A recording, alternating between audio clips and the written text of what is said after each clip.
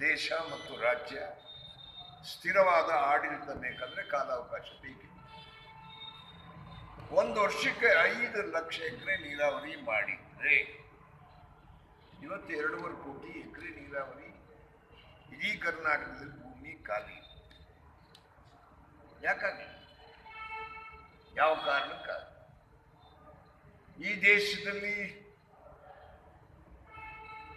ನೆಹರು ಪ್ರಧಾನಮಂತ್ರಿ ಆದ್ರಿಂದ ಇಲ್ಲಿ ನೀರನ್ನ ಯಾಕೆ ಆದ್ಯತೆ ವಲಯ ಅಂತ ಸ್ವೀಕಾರ. ಈಗ ನಾವು ಇಷ್ಟು ಜನ ಇಂಜಿನಿಯರಿಂಗ್ ವಿಭಾಗ ಇದ್ದೀರಿ, ನೀವು ಗಂಗಾ ನದಿ ತಂದು ಕಾವೇರಿಗೆ ಸೇರಿಸಬೇಕಾದ್ರೆ ಇಟ್ ಟೇಕ್ಸ್ ಟೈಮ್.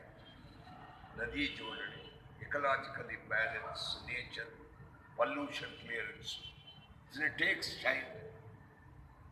ಈಗ ಮೊದಲಿಗಿಂತಲೂ ಈಗಂತೂ ಅತ್ಯಂತ ಅಪಾಯಕಾರಿ. ಗ್ರೀನ್ ಟ್ರಿಬ್ಯುನಲ್ ಆಗಿದೆ, ಒಂದು ಗ್ರೀನ್ ಟ್ರಿಬ್ಯುನಲ್ ನೇಮಕ ಆಗಿದೆ. ಗ್ರೀನ್ ಟ್ರಿಬ್ಯುನಲ್ಸ್ ಯಾವುದೇ ಪ್ರಾಜೆಕ್ಟ್ ಕ್ಲಿಯರೆನ್ಸ್ ಕೊಡದೇನೆ ನೀವು ಯಾವ ಪ್ರಾಜೆಕ್ಟ್ ಕೈಗೆತ್ತಿಕೊಳ್ಳಕ್ಕಾಗಲ್ಲ. The part of the judiciary,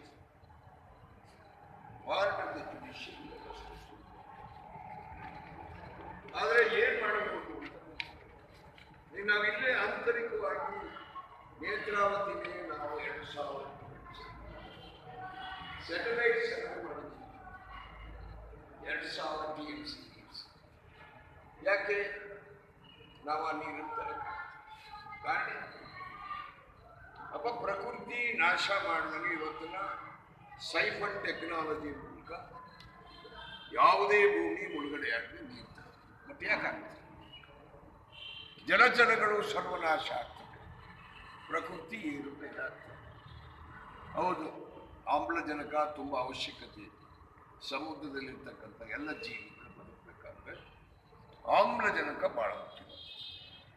ಪ್ರಕೃತಿ ಕೊಟ್ಟಂತ ನೀರಿನಲ್ಲಿ 30% ನೀರು ಸಮುದ್ರಕ್ಕೆ ಹೋಗಲೇಬೇಕು. ನಾವು ಮಳೆ ಆಗುತ್ತಲೇ 30% ನೀರೇನಾದರೂ ಸಮುದ್ರಕ್ಕೆ ಹೋಗದೇ ಇದ್ರೆ ಎಲ್ಲ ಜೀವಿ